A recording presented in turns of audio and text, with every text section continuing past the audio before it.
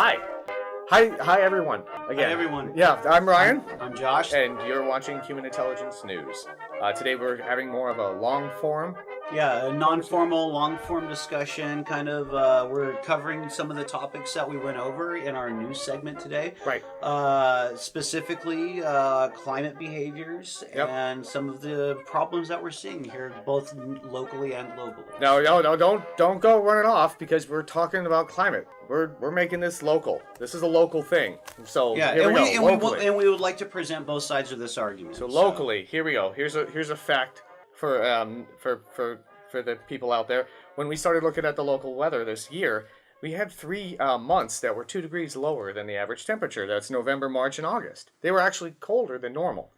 Yeah. But that doesn't necessarily mean they were more stable or we didn't have more severe storms. It's almost indicative of what we're kind of talking about, actually. Right. So when we're looking at this, we don't want to see, so the ideal situation is that we have predictable seasons, right? Right. So cold winters, hot summers, wet Januaries and Decembers. And that's where you get the average temperature per month. And exactly. That's how you get the deviation. So the problem happens when we start seeing these extreme weather changes dispersed throughout the year. Right. And these extreme heats or extreme colds that are off season. And so I believe the biggest effector that we're seing is in the plants, right? I believe there was the trees? I think it's pretty basic knowledge in the area that we've had more fires recently.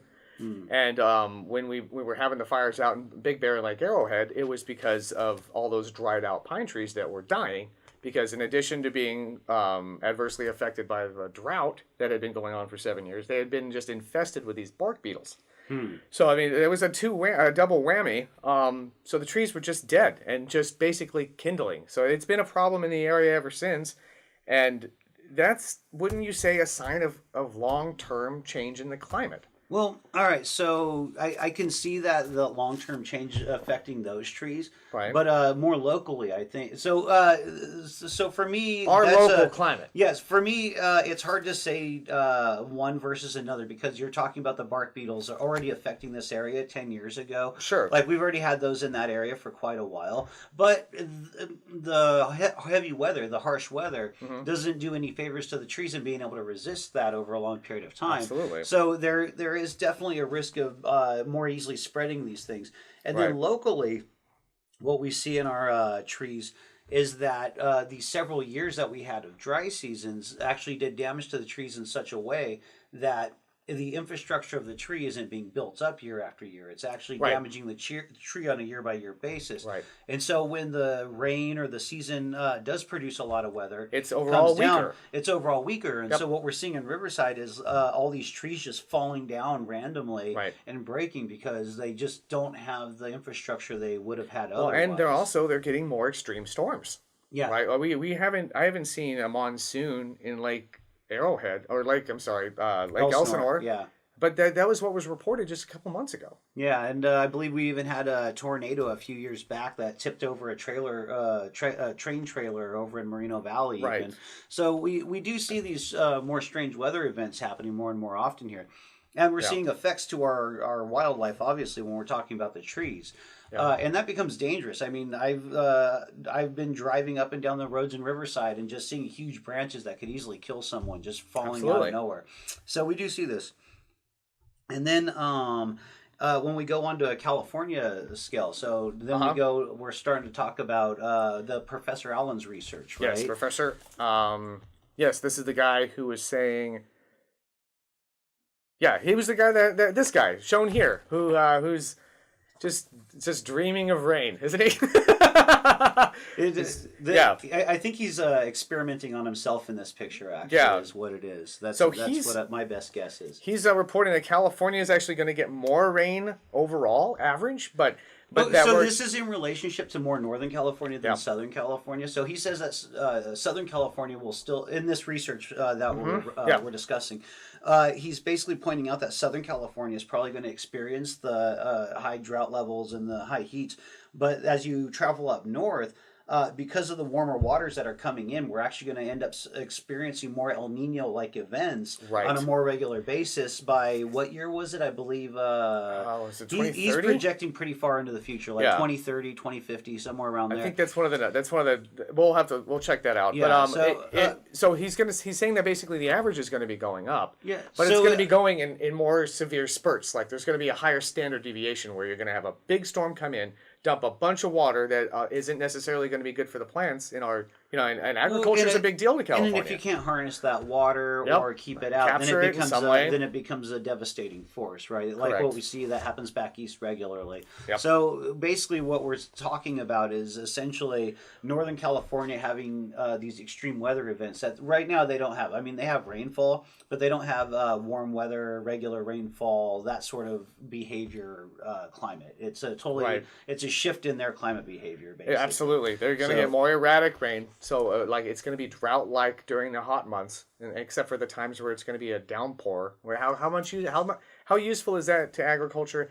with its existing infrastructure that we've got right now? I mean, it's pretty dismal when you say. Well, it'll have to shift. I mean, but everything has to shift with time. I mean.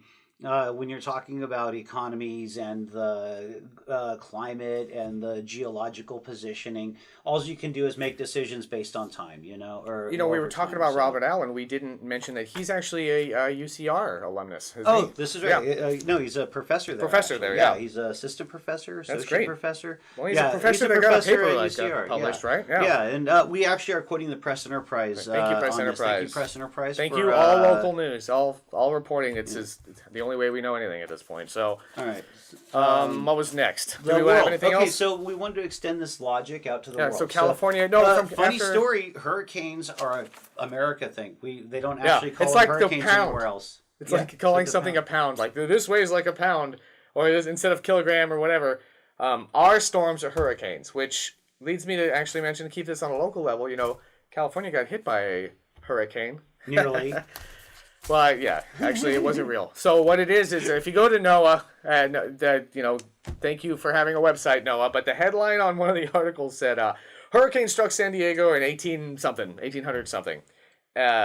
You look into the article and you read it, it never mentions that it was a hurricane. The paper actually says a tropical cyclone, which is they're called cyclones. The real word for these big storms are tropical cyclones, but they don't have names. Yeah, okay, and also, I don't know. And here's something else interesting. So a lot of people keep misattributing warmer waters to these tropical cyclones or these hurricanes.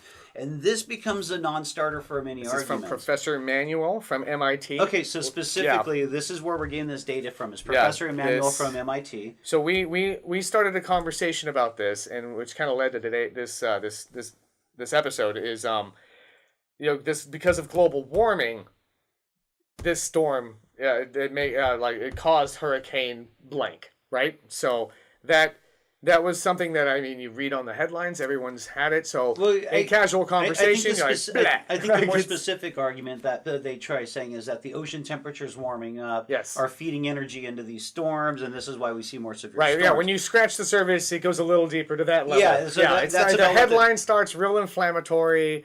It says that this is why, and we know the secret, and click to read more. Then you read more, and it goes. But here's the dirty secret of hurricanes is that it requires the water to be warm for a hurricane to form. Right. But as you add heat to that water, it doesn't make the hurricane more severe. It doesn't. It actually sucks the energy from the cold parts of the hurricane out in a much faster mode, and it disperses them into the warm ocean. So what you actually see is more severe hurricanes, the more hot water they have to travel over, the more energy they end up losing to that hot water, because hurricanes are basically extreme cold weather coming in from other areas, meeting up with this hot weather, and then it's basically using the ocean as a vapor force to drive the entire scenario. So it's complicated. It's very complicated. It's not A, B, and when you just try and ask A without really doing the research, you're going to get stuck. And we're going to show you how we got stuck. Right after this. I have some jokes in here. I have to remember those. Oh, that'll be something different. You're a dick! Climate change isn't easy to make funny. Oh, we're on? Hi.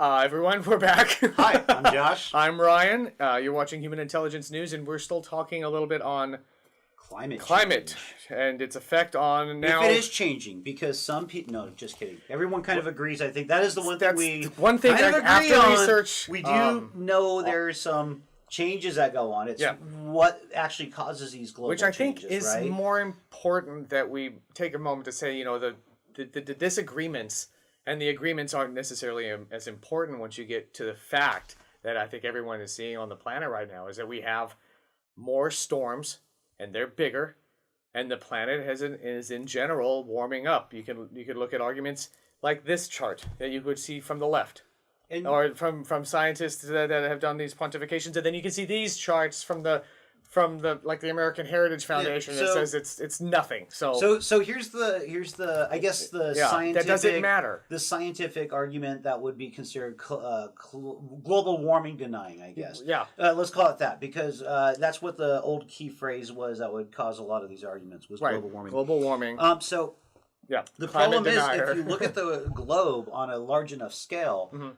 we've always seen trends where we see large amounts of carbon going into the air. Well, we started off with large carbon. So for many people who don't understand carbon cycles, carbon starts off as CO2 everywhere. So there's nothing that fixes CO2 except for plants. Right. So there had to be all of the carbon that's in the world right now ever had to be CO2 in the world at some point. There's no new carbon created other than the CO2 that started here. So what had to happen is photosynthesis through either algae or plants had to convert that CO2 from what it is into biomaterial, and then that gets buried under the earth and gets turned into oil, blah, blah, blah. Exactly. So that's where all the carbon in the world comes from, essentially, is the CO2 that's eventually fixated and turned into, whatever at the end of the day. And so the amount of CO2 in the world isn't the issue. So, and here's the other thing, is that we've seen these temperature spikes and drops all through history. So what the argument typically is, folled the measures of CO2 that's been in the atmosphere at those times, right? Exactly. And it's like a leading factor, a lagging factor. Like basically the CO2 will go up and then the temperature goes up. Yep. But what the problem is that we really do see a cycle where you see this happen to an extreme level, and it's not that it kills off all the life in the world. Right. It basically makes it so certain life forms will dominate, and then other ones will end up getting knocked back because they can't compete in the new form, in the new levels of CO2 or the new temperatures or whatever. 15 to 37% of species are going to be committed to extinction by 2050, according to the Nature Journal. So that's the kind of stuff that's out there. But the problem with that is, when it comes to when you drive those temperatures up, there's also going to be a lot of new speciation that occurs. So what it really is, it's almost like inauthentic to present it just as we're going to lose a bunch of species. Sure. Because if you go back when the highest levels of CO2 were on with speciation on the Earth, like so in modern era when there was actually animals and plants and this sort of thing. Sure.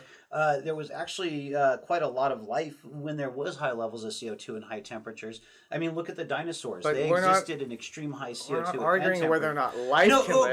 Whether or not we can live. No. Once again, though, no. So once again, here's the reason why this argument has any validity. Right. Is that it's a cyclical thing that happens in the environment whether we were here or not. So sure. That is a fact. They call it non-anthropologic or anthropomorphic weather change. Yep. So in other words, like change that wasn't caused by man. Right. Something that was going to happen anyway, and it does. There are cycles of growth and death if you look at on the planet. And if you look at the charts, we are in an interglacial period where we came off a ice age that we're on the heating end of now. So there could be an argument that creating another ice age or going through another ice age would be like another fear that we could have. Right.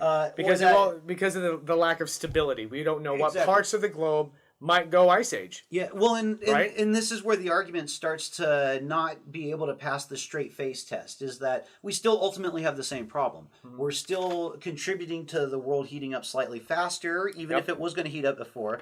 And if we ignore the issue altogether of getting the CO2 out of the air, because we know that's a lagging factor to the heating, we're going to go through this, even if it's nature causing it. Yep. So it doesn't matter what the problem is, how we got here, what are we doing to try and fix it? Exactly. So that's a bigger point, and one that you won't read Evidently anywhere. Yeah, there's and hardly any discussion on this. People spend too much time on what the parts we disagree on instead of saying, well, okay, this is a problem. Let's put some money towards solving the problem. And then I think that's where the bigger argument should happen is, what's the best way to solve the problem? And that's what we should be focused on, really. Absolutely. Yeah. So we've got solutions that have been out there, right? So corn, oddly, it eats up quite a bit of CO2 out of the atmosphere, and you can measure it locally in the atmosphere. It's kind of interesting. They've done some pretty interesting studies. When you say that, let's say climate change is happening or isn't happening, it's always been happening. Like we can measure climate changes. It changes constantly. We know that. Throughout time. And understanding that isn't political.